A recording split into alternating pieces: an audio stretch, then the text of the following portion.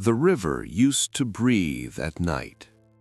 I remember how the Thames pressed against the stone of Westminster, how the tide slid beneath the wooden piers and carried whispers from one bank to the other. In those hours before dawn loosened the dark, the palace seemed less a fortress and more a listening body. It heard confessions no priest would ever record, and it kept them.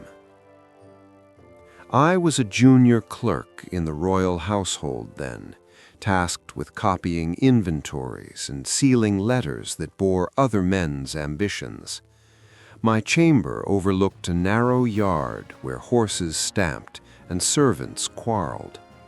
From that window I saw her first, not as a queen, but as a figure standing very still beneath a torch's uncertain light, her veil unmoving despite the wind. She had come from France as a bride years before, daughter of a king and sister to another. They called her Isabella, and in the early days the court spoke of her beauty with a kind of cautious reverence, as though it were a diplomatic instrument. She was young when she married Edward, younger still when she learned how little space there was beside him. Edward was not a man easily contained by ceremony. He preferred the company of chosen favorites to that of his barons, and he wore affection openly, even recklessly. The first of these men had died violently. The second, Hugh Despenser, rose slowly and with calculation, fastening himself to the king's confidence as ivy grips stone. In the corridors, we clerks learned to read tension by the silence of great men. When the Despensers passed, conversations thinned. When the queen entered a chamber where they stood close to the king, the air tightened. Nothing was spoken plainly, but power had shifted its center, and everyone felt the new gravity. I once copied a petition from Isabella requesting lands that had been hers by right of marriage. The language was formal, almost tender in its restraint. It spoke of custom and precedent. The answer that returned bore the king's seal, but not her wife's comfort. The Despenser's hands were visible in the margins, where favors were granted elsewhere. The court began to fracture along invisible lines. Some lords, humiliated by confiscations and fines, drifted into sullen opposition. Others bent the knee more deeply, hoping proximity to the Despensers might shield them. Through it all, the queen moved with measured courtesy, her expression unreadable, her children kept close. There were nights when raised voices carried across the courtyard, though no one would admit to hearing them. Edward's temper could flare and vanish within the same hour. Isabella's replies, if she gave any, were never witnessed by servants. Yet in the morning, her composure returned, immaculate, as a newly polished seal. When war with Scotland drained the treasury and rebellion flickered among the marcher lords, blame moved like smoke, settling where it pleased. The Despensers gathered lands and enemies in equal measure. The queen's household was reduced, her income restricted. A consort in name, she found herself isolated in fact. The river kept breathing. The palace kept listening, and beneath the stone vaults of Westminster, something patient was taking shape, not loud enough to startle the kingdom, but steady enough to endure the dark a little longer. When the summons came for the Queen to travel to France in 1325, the court received it as routine diplomacy. Her brother, King Charles IV, had seized the Duchy of Gascony in dispute with Edward, and a settlement required careful negotiation. I watched the preparations from the record room, where lists of jewels and retinues were drawn up with quiet urgency. Isabella moved through the palace with renewed purpose, no longer merely enduring, but arranging. Her son, Prince Edward, was sent after her to perform homage in his father's place. It was said to be a practical solution. Few remarked aloud that it also placed the heir beyond the reach of the Despenser's influence. When she crossed the Channel, she did not return. Letters arrived instead, written in a tone that seemed both dutiful and distant.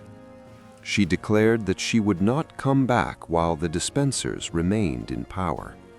The words were respectful, the meaning was iron. In Paris, she found more than sanctuary.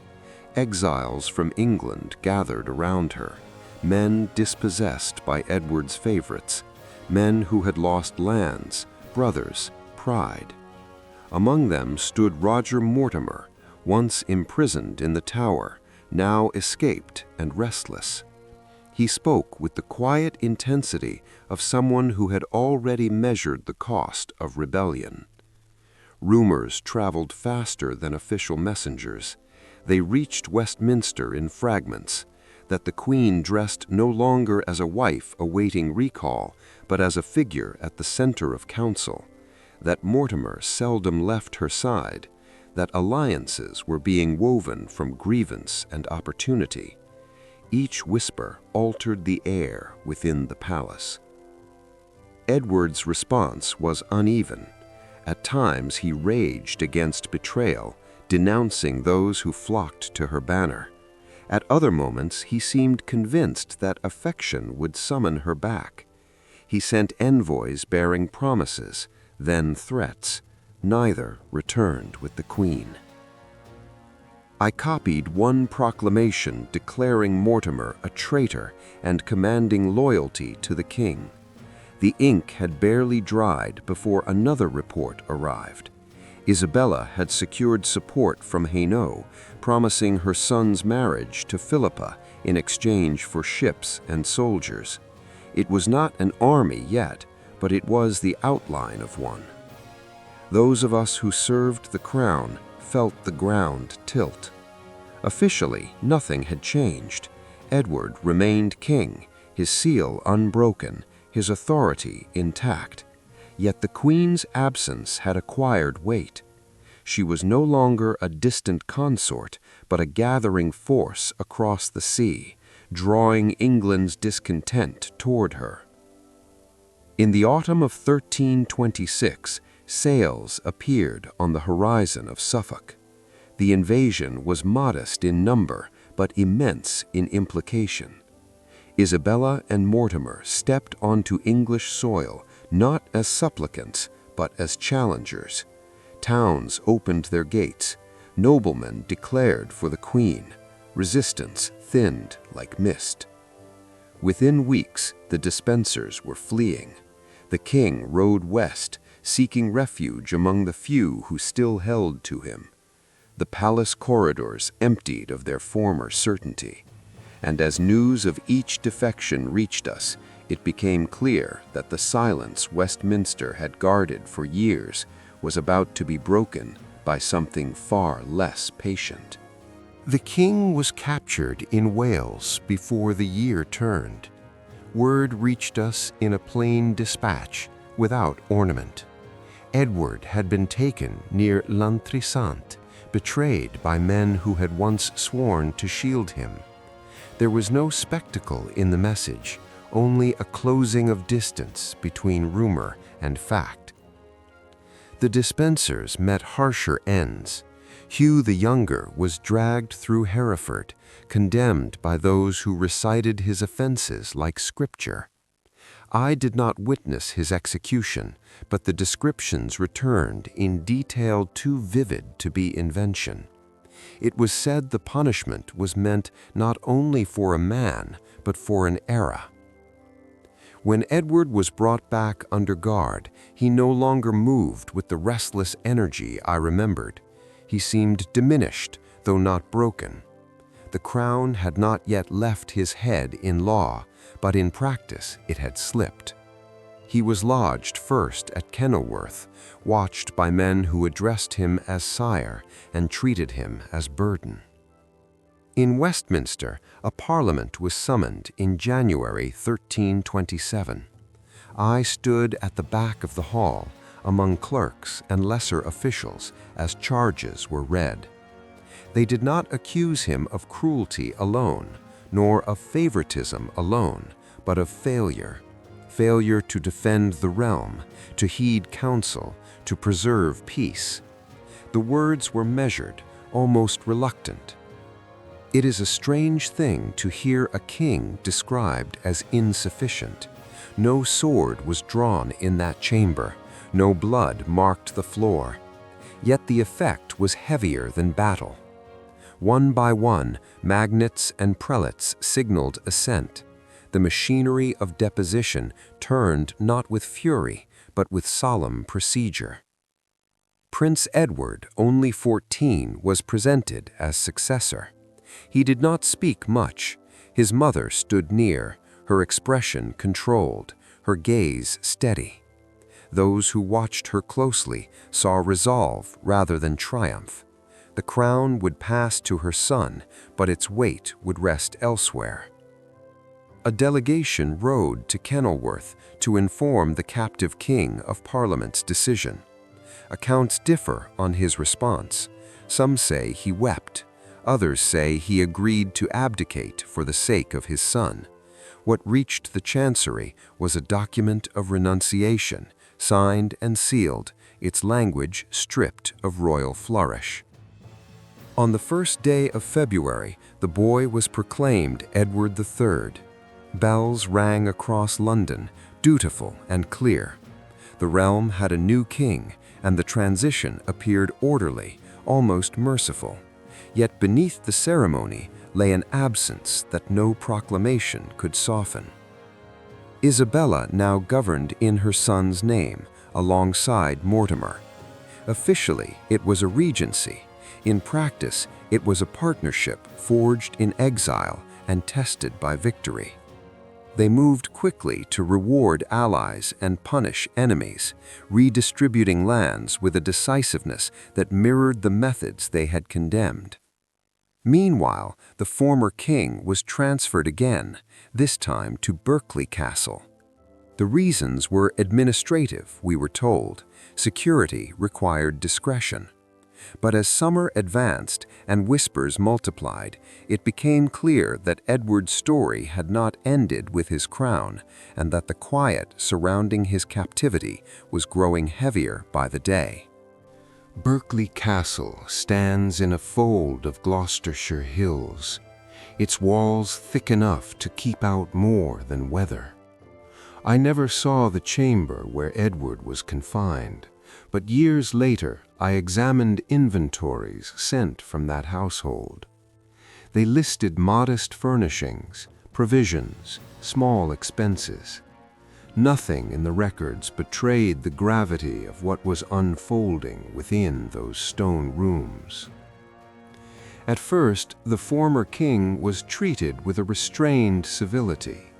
He was allowed attendance, permitted to walk under guard, supplied with food appropriate to his rank. Official correspondence referred to him carefully, avoiding titles, yet not denying his identity. It was a balancing act between memory and necessity. As months passed, the tone of reports shifted. His keepers were changed. Instructions became less transparent. There were rumors of attempted rescues, of plots in his name. Whether real or imagined, they hardened the resolve of those who governed in London. A living former king was a magnet for unrest. In September 1327, a message arrived at Westminster announcing Edward's death. The cause was not elaborated in the first notice. It stated simply that he had died at Berkeley and that prayers were to be offered for his soul. The announcement was delivered without ceremony, as if speed might blunt inquiry. London reacted with an uneasy quiet. There was no public display of a body in the capital. Instead, it was said that his remains were shown at Berkeley to select witnesses before being transported to Gloucester for burial. I did not see him. Few outside a narrow circle did. Stories multiplied almost at once.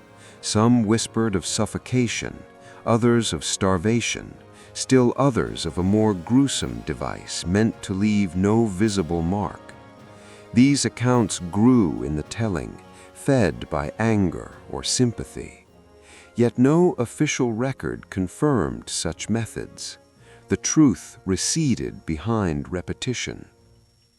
What remained certain was this: Edward II was dead at 43, and his son ruled unchallenged. The regency did not falter. Isabella and Mortimer continued to consolidate authority, negotiating peace with Scotland, arranging marriages, strengthening alliances.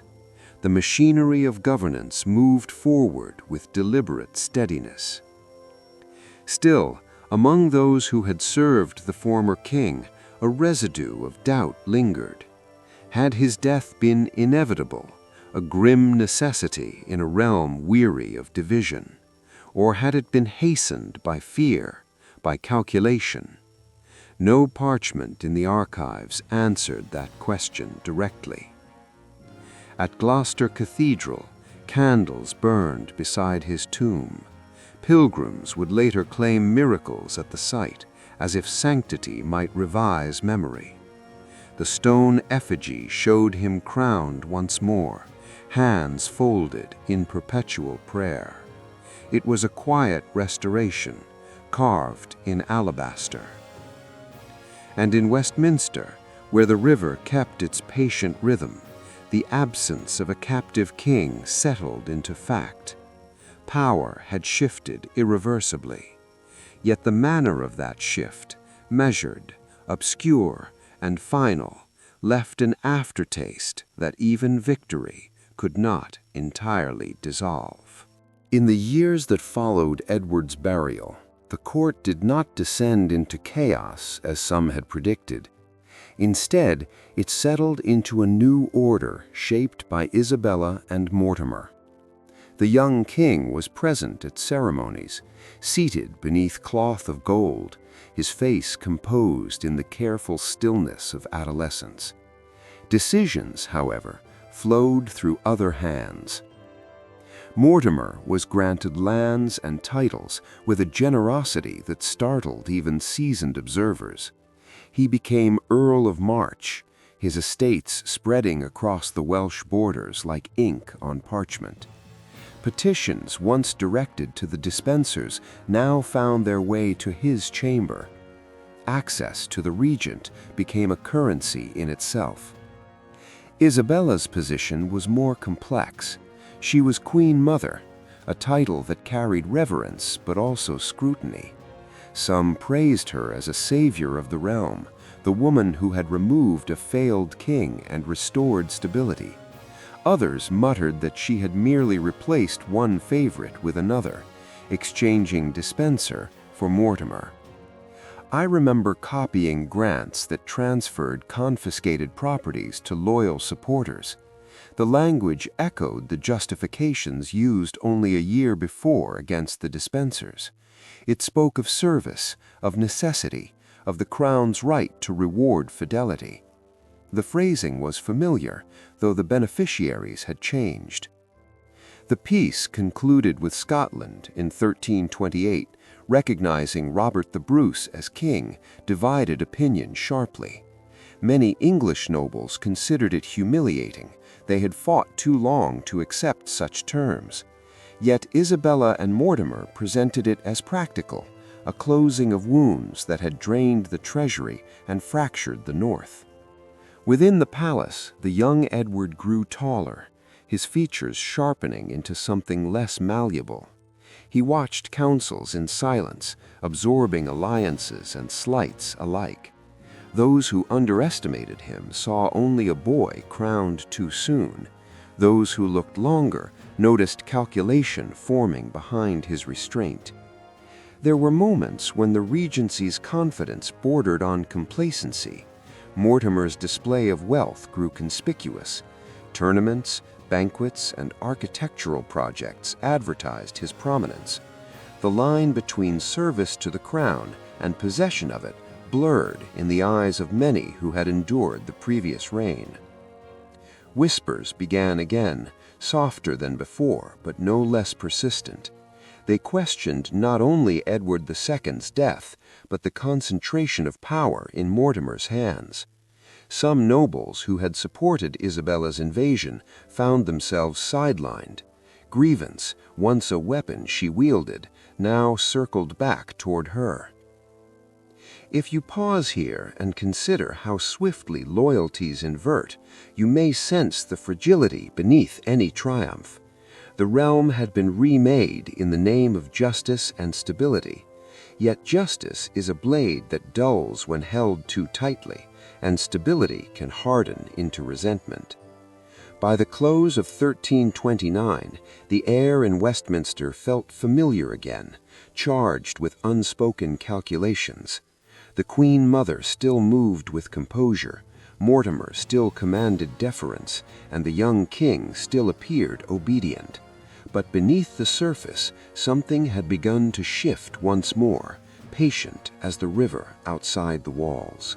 In October 1330, Nottingham Castle held court. Its walls were considered secure, its gates reliable. Mortimer lodged there with confidence, surrounded by guards loyal to his advancement. Isabella was near, the young king in residence as well. On the surface, it was an ordinary gathering of power in stone.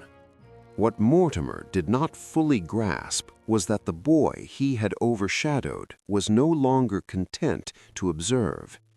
Edward III had reached 17.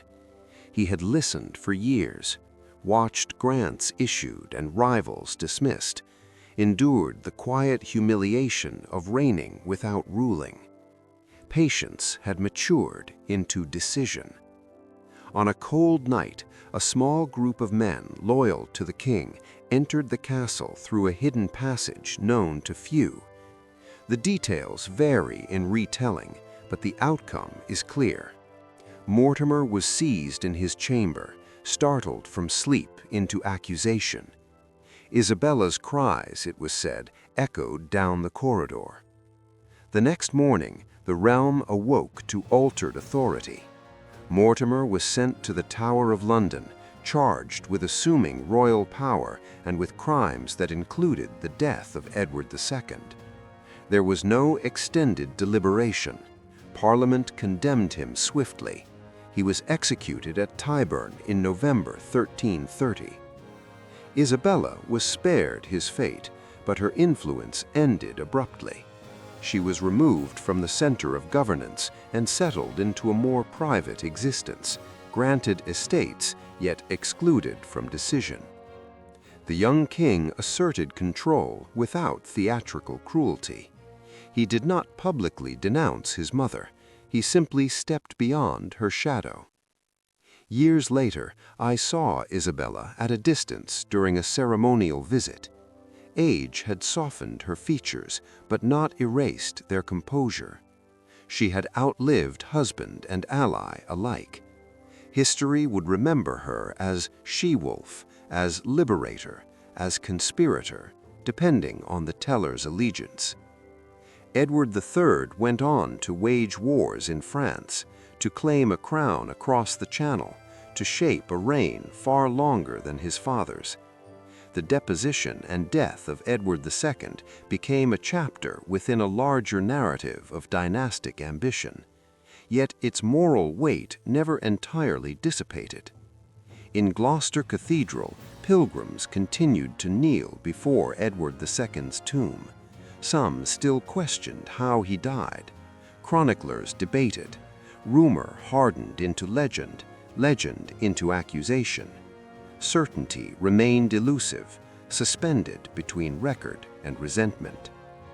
If you linger with this story, you may feel how power moves not in clean lines, but in circles. Isabella had overthrown a king in the name of remedy. Her son overthrew her partner in the name of restoration. Each act was justified as necessity. Each carried a residue of doubt. The river at Westminster still breathes against the stone. It has outlasted favorites and regents, kings and queens.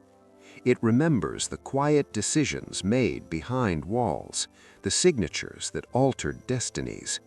And in that memory, the fall of Edward II and the rise of his queen remain less a tale of villains than a study in how easily love, fear, and authority can undo one another.